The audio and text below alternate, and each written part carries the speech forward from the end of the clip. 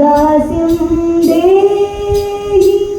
ദാമോദര, നവനീത, കൃഷ്ണ, എനിക്ക് നിന്റെ ദാസ്യം തരൂ, എനിക്ക് നിന്റെ കൈങ്കര്യം ചെയ്യാനുള്ള ഭാഗ്യം തരൂ. തുളസി പറിച്ച് നിന്റെ പാദത്തിൽ സമർപ്പണം ചെയ്യാനുള്ള ഒരു ഭാഗ്യം, ആരോഗ്യം തരൂ. എനിക്ക് നിന്നെ എപ്പോഴും കാണാനുള്ള ഭാഗ്യം തരൂ. നിന്റെ സൗന്ദര്യം എൻ്റെ മനസ്സിൽ വരാൻ അനുഗ്രഹിക്കൂ. തവ ദാസ്യം, തവ ദാസ്യം, തവ ദാസ്യം. വേറൊന്നും ഈ ലോകത്തിൽ നിന്ന് നമ്മുടെ ആവശ്യമില്ല. ഈ ശരീരം എടുത്തിട്ടുണ്ടെങ്കിൽ ഭഗവാന് വേണ്ടി കൈങ്കര്യം ചെയ്യാൻ മാത്രം തന്നെയാണ്. അതിനുള്ള അനുഗ്രഹം ഭഗവാൻ മാത്രമേ തരാൻ പറ്റുള്ളൂ നമുക്ക്. കാരണം നമ്മൾ കുറേ പ്രാരബ്ധങ്ങൾ ഉള്ള ആൾക്കാരാണ്. കുറേ കർമ്മങ്ങൾ ചെയ്തിട്ടുണ്ട്, അറിഞ്ഞും അറിയാതെയും പല പല തെറ്റുകളും നല്ലതും ചെയ്തിട്ടുണ്ട്. പുണ്യാണെങ്കിലും പാപമാണെങ്കിലും അത് അനുഭവിക്കാൻ ഒരു ശരീരം എടുത്തേ പറ്റൂ.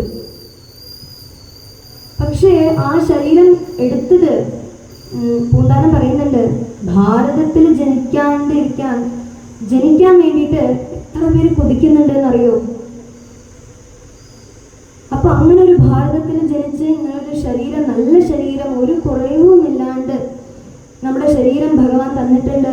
ചെവി തന്നിട്ടുണ്ട്, നല്ല കണ്ണ് തന്നിട്ടുണ്ട്, സംസാരിക്കാൻ ശേഷിയുണ്ട്, മനസ്സുണ്ട്, ശുദ്ധമായ മനസ്സ്, അമ്പലത്തിൽ പോകണം എന്നുള്ള മനസ്സുണ്ട്. ഇത്രയൊക്കെ തന്നിട്ടും ഭഗവാന്റെ അടുത്ത് പോയി കുറ്റങ്ങൾ പറയാണ്ട്, കുറവുകൾ പറയാണ്ട്, ഭഗവാനെ എനിക്ക് നിന്റെ പാദദാസ്യം എപ്പോഴും തന്ന് അനുഗ്രഹിക്കണേ എന്ന് ചോദിക്കുമ്പോഴാണ് ഭഗവാൻ സന്തോഷാവുക.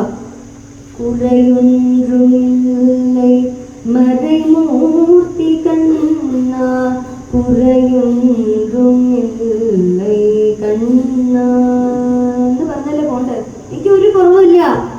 നീ തന്നതൊക്കെ ഞാൻ ധന്യോസ്മി, അനുഗ്രഹീതോസ്മി, ഞാൻ അനുഗ്രഹിക്കപ്പെട്ടു, എനിക്കിത് മതി, ഇതിന് മേലും എനിക്ക് കിട്ടാനൊന്നുമില്ല, തന്നതിനൊക്കെ ഞാൻ തൃപ്തിയായി കൃഷ്ണ, താങ്ക് യു എന്ന് പറഞ്ഞിട്ട് ഇറങ്ങിക്കഴിഞ്ഞാൽ നമുക്കൊരു സമാധാനം ഉണ്ടാവും.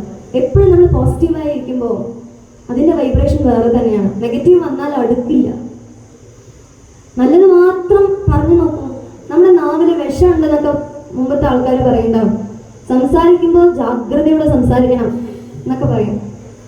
എത്ര സത്യമെന്നറിയോ? നിങ്ങളൊന്ന് സംസാരിച്ചു കഴിഞ്ഞാൽ പ്രകൃതി വാങ്ങിക്കും. ഏത് വിഷയമാണെങ്കിലും. ഈ കൺദൃഷ്ടി എന്നൊക്കെ പറയില്ലേ, ചുറ്റിയിടണമെന്നൊക്കെ പറയില്ലേ? ഇല്ലെങ്കിൽ എനിക്കൊരു അസുഖം വന്നാൽ അതവള് വിചാരിച്ചിട്ട് അവൾക്ക് പറ്റിയിട്ടില്ല, അസൂയാണ്, അസൂയ കാരണം എനിക്ക് വയ്യാണ്ടായി എന്നൊക്കെ പറയണ എന്താ? ഇതൊക്കെ സത്യമാണോ? നമ്മൾ പിണ്ടം വെക്കുന്നു, ഇതൊക്കെ എല്ലാം കണക്റ്റഡാണ്. ഇതൊക്കെ എന്താണെന്ന് പറഞ്ഞാൽ പ്രകൃതി നമ്മൾ വാങ്ങിക്കും. നമ്മൾ സംസാരിക്കുന്നത് മാത്രമല്ല, നമ്മൾ ചിന്തിക്കുന്നത് പോലും, ആ ചിന്തന പോലും പ്രകൃതി വാങ്ങിക്കും. അത് അങ്ങോട്ട് തിരിച്ച് നമുക്ക് തന്നെ കിട്ടുകയും ചെയ്യും. കർമ്മ ഈസ് ബൂമറാങ്. ഇതൊക്കെ എങ്ങനെയാ വരുന്നത്? പ്രകൃതി തന്നെയാണ്. അതുകൊണ്ടാണ് നല്ലത് മാത്രം ചൊല്ലണം, നല്ലത് മാത്രം വിചാരിക്കണം, നല്ലത് മാത്രം കേൾക്കണം, നല്ലത് മാത്രം ഇതൊക്കെ എന്തിനാ? നല്ലത് വരാൻ വേണ്ടിയിട്ട്.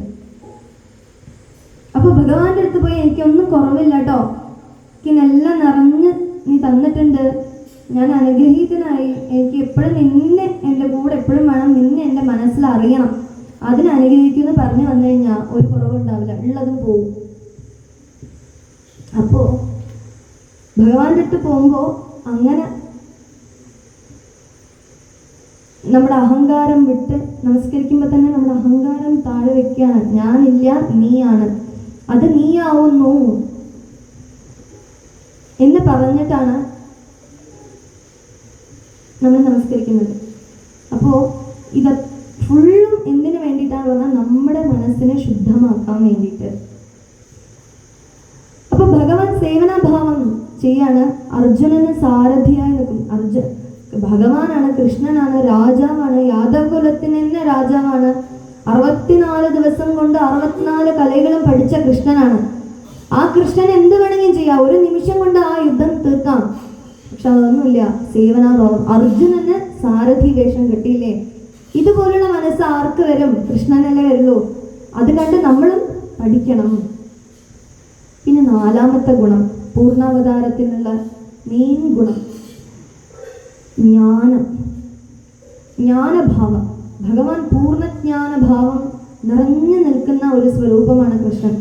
ജനിച്ചത് മുതൽ അന്തര്യാമം വരയ്ക്കും, അന്തർധാനം വരയ്ക്കും മുഴുവൻ ബ്രഹ്മഭാവം വിട്ടുകൊണ്ട് കളിച്ചിട്ടില്ല കൃഷ്ണൻ. എത്ര ലീലകൾ ചെയ്താലും, എത്ര സന്തോഷങ്ങൾ കൊടുത്താലും എല്ലാവർക്കും, എത്ര മോക്ഷങ്ങൾ കൊടുത്താലും, എത്ര വധം ചെയ്താലും ആ ബ്രഹ്മഭാവത്തെ വിട്ട് ഭഗവാൻ മാറിയിട്ടില്ല. ജാതസ്യ ഹി ധ്രുവോ മൃത്യുഃ ധ്രുവം ജന്മ മൃതസ്യ ച തസ്മാത് അപരിഹാര്യേർത്ഥേന ത്വം ശോചിതുമർഹസി. എപ്പോഴും നമ്മുടെ മനസ്സ് ഏതൊന്നാണോ അഴിയാത്ത വസ്തു അതിൽ വെക്കണം. അഴിയുന്ന വസ്തുവിൽ വെച്ച് കഴിഞ്ഞാൽ പോവും. ഏതും അഴിയും, ഈ ശരീരം അഴിയും. നമ്മൾ കാണുന്ന ഒരു വസ്തു, ഒരു ചോക്ലേറ്റ് കഴിയും, ഒരു ലഡ്ഡു കഴിക്കുകയാണ്. ലഡ്ഡു കഴിക്കുന്ന പോലെയാണോ ഉള്ളിൽ പോണത്? അല്ല, അലിഞ്ഞു പോവും. എന്തുണ്ടായോ അതിന് ഇല്ലായ്മ ഒരു ദിവസം ഉണ്ട്. ഒന്നും പെർമനന്റ് അല്ല. അപ്പൊ എന്താണ് പെർമനന്റ്? അഴിയാത്ത വസ്തു എന്താണ്? അതിനെ നോക്കി പോകുമ്പോഴാണ് ജ്ഞാനം എന്ന് പറയുന്നത്. അതാ കൃഷ്ണൻ പറയണ. അഴിയാത്ത വസ്തു എന്തായിരിക്കും? ആത്മ, ബ്രഹ്മം, ആ ഭഗവാൻ. ആത്മാനന്ദ വസ്തു, സച്ചിദാനന്ദ വസ്തു, ആ ഭഗവാനാണ് അഴിയാത്ത വസ്തു. അതിന് പിറകെ പോകുമ്പോൾ സങ്കടവുമില്ല, സന്തോഷവുമില്ല, ആനന്ദം മാത്രമേ കിട്ടുള്ളൂ. കാരണം ആനന്ദ സ്വരൂപനല്ലേ ഭഗവാൻ. അങ്ങനെ പ്രേമഭാവം, കാരുണ്യഭാവം, സേവനാഭാവം, ജ്ഞാനഭാവം എന്നിങ്ങനെ 4 ഭാവം കൊണ്ട് നമ്മളോട് പറയുകയാണ് കൃഷ്ണൻ പൂർണ്ണ അവതാരമാണ്. കൃഷ്ണനും രാമാവതാരമാണ് പൂർണ്ണ അവതാരം.